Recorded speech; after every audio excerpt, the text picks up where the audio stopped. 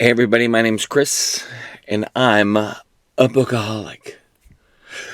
Well, look, I'm changing things up. Obviously this is a new year. I usually start my new year around March. Anyway, I know it's been a few months, but I mean I'm kind of getting started a little slower than I'd like, but I wanted to have some fun and try some different things. So I'm going to revisit a few topics that I explored in the beginning of my BookTube journey. I've been doing this for a year, and I'm very content with where I'm at. It's not my full-time job. I travel for a living. I do speaking basically around the world, and so I'm very blessed and privileged to be able to do some pretty cool things, meet some incredible people, and go to some very special places. So, no regrets. But because I'm a crazy book lover, I just really dig finding new authors and exploring topics that maybe I'm not familiar with. So, yes, I have a bit of an addiction, to say the least, when it comes to getting books, but I'm eternally curious, always wanting to learn. And one subject matter that I think we all were worried about 4 years ago is this moving from fiction to nonfiction, and that is kind of this apocalyptic, post-apocalyptic genre that can at times have aspects and elements of science fiction and fantasy kind of spurred in and out of it. But I'm probably just like all of you in terms of fascinated with certain shows that highlight those apocalyptic themes, of course. In the early days, especially with The Walking Dead, even recently The Last of Us, and I think so many people are glued to the television because we're curious about it. What could it look like? Might it look like? And there's a lot of young adult books over the years that have explored this, thinking about Suzanne Collins, The Hunger Games, and even, the Divergent series and all of that. Shatter Me and some of these stories that are geared specifically for a young adult audience, we found as adults that we liked them as well. And over the years, I've kind of collected and read a number of books, more adult driven. So I wanted to focus on that today. Long way to say it. Some I've highlighted in previous videos, and some I haven't. So we'll start with a non-controversial book called Artemis by Andy Weir. And if you were to ask, do you love Andy Weir? Everybody does. He wrote The Martian and Project Hail Mary, both of which rave reviews and phenomenally received and acclaimed. But this book is kind of like always seen as the second or third fiddle, if you will. Nobody is really super invested and digs Artemis. But I kind of did. I kind of liked it. And I know it's got limitations and that's fine. But it's that simple idea of trying to create a civilization and you have the internal dysfunctions and fractions, and there's political maneuverings and questions of survival and hero and anti-hero. And so I really kind of did like this. And while so much of this is taking place, obviously, not on our planet, the moon, this idea, I think, does resonate with the heart of an apocalyptic scenario in which now a civilization has to find new ways to survive, whether it's because of population growth or certain pandemics, viruses of that nature, whatever. I mean, the classic book of this kind of, we're in some trouble, we need to repopulate and kind of move on, is you could easily even include Ender's Game for obvious reasons, because it's playing with some of these themes. So maybe this is a stretch, and I recognize that it might be. And so I decided I would just go ahead and include it to irritate everyone out there. But Jasmine Bashara never signed up to be a hero. She just wanted to get rich. And not crazy, eccentric billionaire rich like many of the visitors to her hometown of Artemis, humanity's first and only lunar colony. just rich enough to move out of her coffin-sized apartment and eat something better than flavored algae, and rich enough to pay off a debt she's owed for a long time. And really, whether it's because the world is kind of having, all of these problems and wars or sickness, illness, this idea of kind of a lunar population is even something that Ray Bradbury played around with in the Martian Chronicles. Obviously not the moon. Certainly, of course, it's called the Martian Chronicles because of Mars. But there are a number of different collected stories in the Bradbury book that explore this idea of population and what would happen. And I mean, Bradbury and Weir, there's some things that they're playing with that are really important because, it was almost like we could leave the chaos here and go somewhere else and everything will be perfect. The ideal civilization, a place where we don't have to deal with all of this political discord and unrest. But as Bradbury articulates, and we see even with Andy Weir, the truth is you bring you to wherever you go, and it's not a location that's the problem. It's the propensity and the tendencies of the human person to just stir up discord and conflict. And so I think that, I'm not doing it if you like this, you might like that. But in some ways, if you did like the Martian Chronicles, there are a couple familiar themes that do show up in books like this. And I have Bradbury right here. This book is beat up. Finished this in 2006. This was I had been introduced, obviously, to Ray Bradbury earlier in my life, but I think at one point I had started this book. It's just beat the snot up. It's one of these books that the glue becomes super brittle. You've probably experienced them before where you start opening it and it just kind of falls apart in your hands. But I remember reading this book and really being struck by the way that Bradbury wrote. This was not my first introduction to Bradbury, but it was my first time reading this book when I finished it almost 20 years ago. And I still, in my mind, still have fond memories of this book and how it kind of played with certain themes that were very important. If I'm going to mention Bradbury, then obviously, there's a couple others of his that I wouldn't mind highlighting. I think that this whole topic now has somewhat derailed because when you think of post-apocalyptic books, you're not thinking of space travel and lunar population or things of that nature. But the consequence of this is some of that space exploration and population. So you know what? I don't care. I'm including it. Whatever. Maybe I just change this and say, apocalyptic literature and the consequences. Whatever. Nobody watches these anyways, except for J.C.M. Byrne, who I love. There's his books right over there. Obviously, this book right here is heralded and loved, and most people have read it in their school because it's going to play with some very important themes that basically everyone is within this political system that's going to make sure that we follow a certain, set of rules and understanding. Guy Montag is is this fireman who, he's been doing this job of burning books. So, had been a fireman for 10 years, and he had never questioned the pleasure of the midnight runs nor the joy of watching pages consumed by flames, never questioned anything until he met a 17-year-old girl who told him of a past when people were not afraid.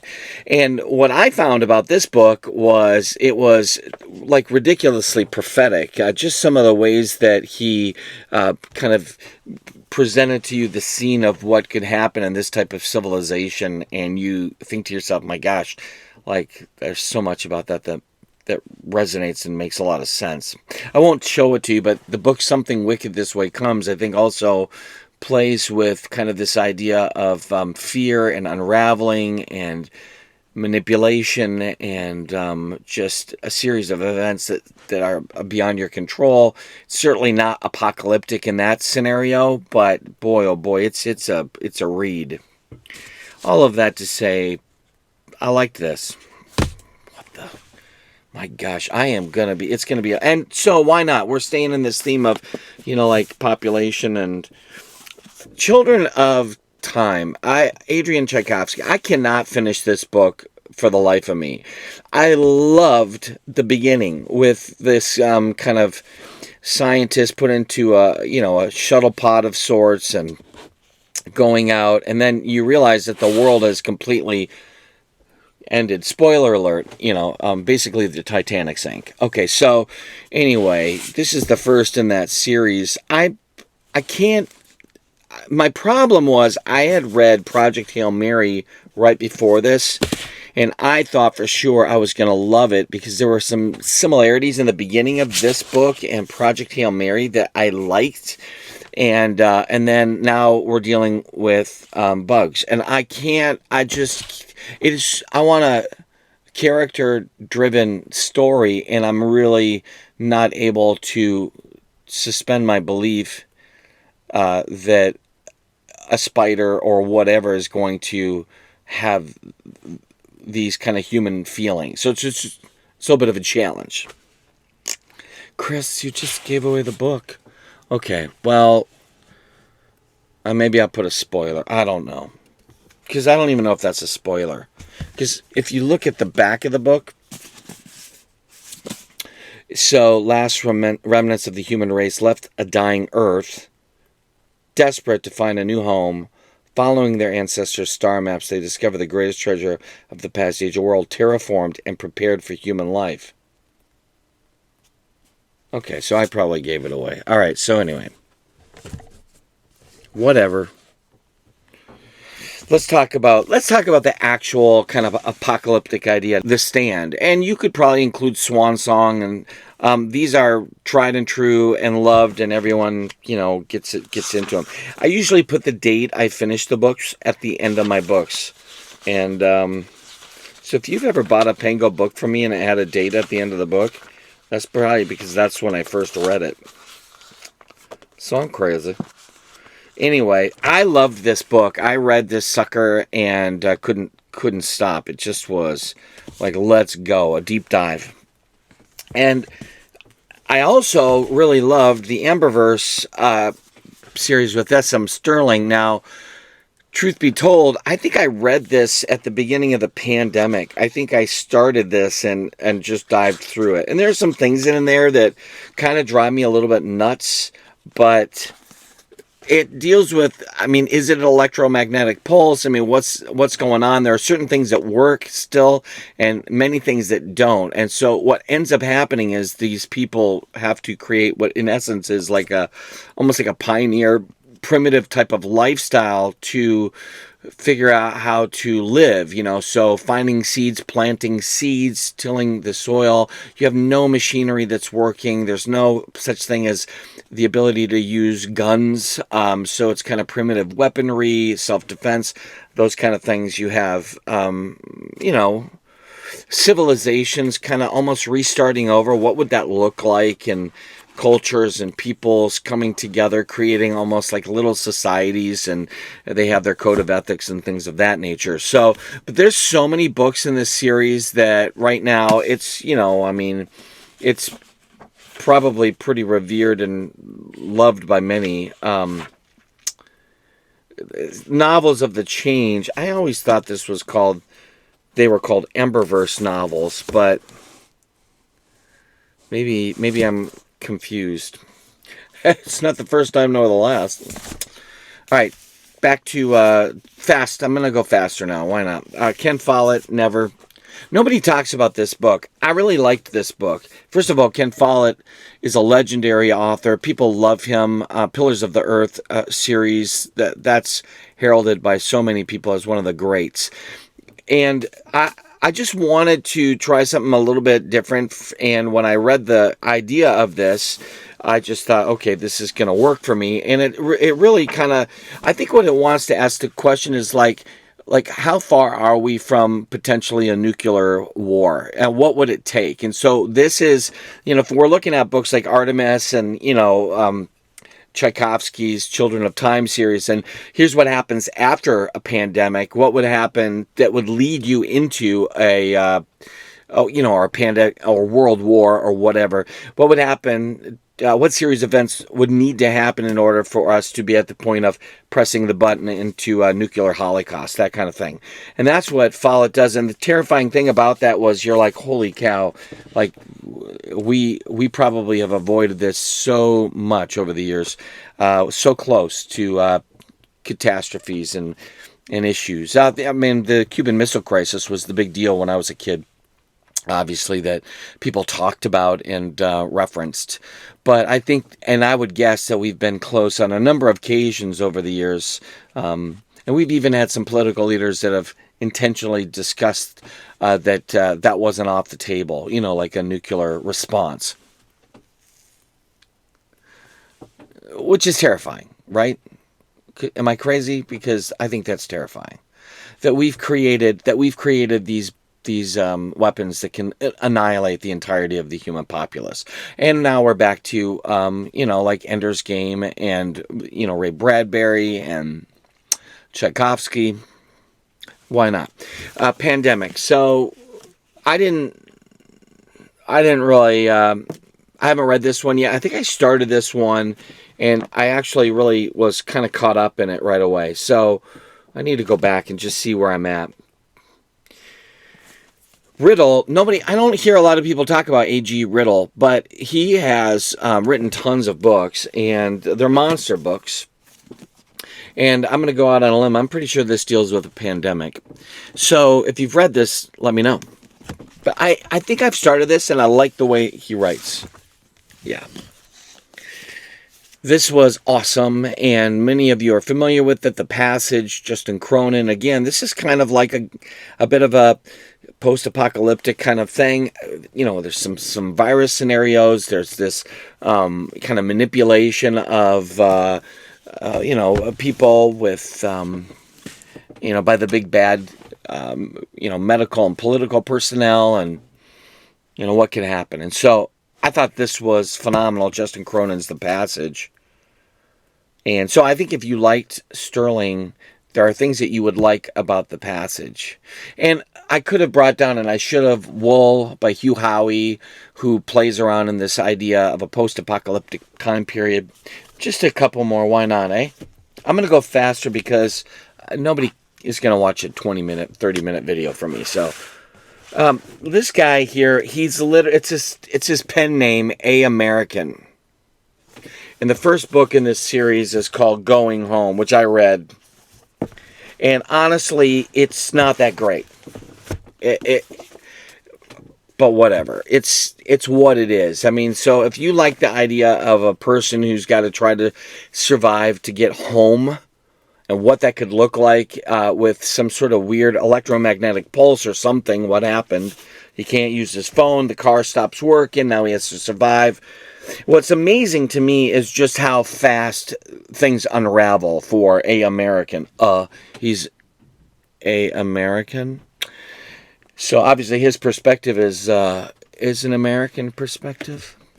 There's a lot of guns in here, I'll tell you that. So just the bad presents itself so fast. And I guess there's a part of me that I want to be hopeful that we wouldn't completely derail so fast, but unfortunately, I'm more optimistic than I should be. I've read and loved and spoken about before Station 11. Again, we kind of have the sickness, a pandemic that's going to take over. The world falls apart, and so I think this is really a wonderful book. The way it's put together is fascinating. It's like a series of little vignettes, people's kind of introductions, and it all kind of collides a little bit. It's a little bit more like this than it is just a bam, huge, ultimate, everything makes sense at the end payoff. But it does feel that way too, and so you're kind of invited into the life of almost like this. It's like a traveling performance group that's really just trying to survive and And I really loved this idea because the question is, beyond just basic survival of eating and drinking, like what would be necessary for people? What would they want? And I love this idea of representing, Shakespearean plays and the whole importance of theater and music. And wow, that was a great, unique perspective in terms of the grand scheme of what would happen if, one book, I saw the movie, I never read the book yet, which is to my shame, and I hope to read, why not this month? We could say that, right? Do Androids Dream of Electric Sheep, which, of course is, something that most people highly respect and love when it comes to Philip K. Dick's books. So, I need to read it. Last two, I've not read this yet. William Forstchen. Anyway, these are 1 second after Pillars of the Sky. Almost like what would happen if, and what happens right after. And again, I kind of like being placed in that world, partly because I like the whole idea of survival. And we live on a little homestead in the middle of nowhere, and so what would happen if, and how would you make fire if you didn't have matches, or how would you feed your family if you didn't have a grocery store that was working right? And beyond just the way that I could have included The Road, quite obviously, Cormac McCarthy's classic, just this wandering from place to place trying to find ways to survive. And last but not least, a new book just came out by Terry Hayes. So the first was Pilgrim, I Am a Pilgrim, and that post-apocalyptic kind of idea, and then The Year of the Locust, just out by Terry Hayes. So, there's a few, right? And so I could probably spend hours just talking about preceding the post-apocalyptic and the ultimate culmination of what do we do now when some of these series of events happen. And I'm into this. So if you have recommendations, I would sure love to hear it. I love this stuff, and I hope you do too.